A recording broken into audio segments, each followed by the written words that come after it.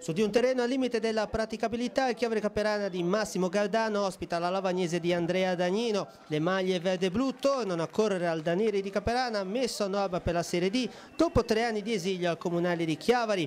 Partenza sprint dei verde-blu, al quarto minuto vantaggio dei padroni di casa, cross dalla sinistra di Cardini, colpo di testa di Baudinelli e palla in gol, 1-0. Passa un minuto e il raddoppio dei padroni di casa.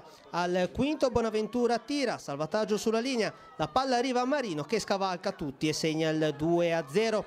All'11° fallo da ultimo uomo di Bennati su Croci, cartellino rosso per il difensore verde-blu. Chiavaresi ridotti in 10. Al 31° angolo di Dell'Anna, colpo di testa di Rusca, Stancampiano risponde.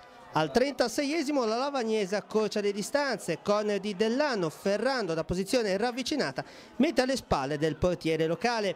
Al 48° Poesio agguanta il pareggio su calcio di punizione dal limite, primo tempo che si conclude così.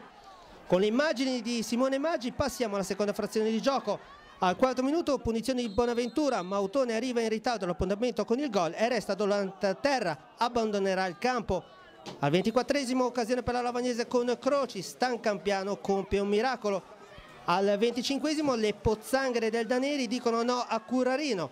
Al 34° Chiavari Caperana ridotto addirittura in 9 per una presunta gomitata di Baudinelli su Rusca, cartellino rosso per il centravanti. E al 49° Croci, l'ex di turno, firma il definitivo 2-3 con rimonte e polemiche finali. È stato un grande derby questo tra Chiavari Caperana e Lavagnese che espugna così il terreno dei cugini e la squadra verde-blu può recriminare un po' per le disattenzioni che hanno portato appunto alla vittoria dei bianconeri, ma anche su qualche decisione arbitrale che ha scontentato molto i dirigenti verde-blu.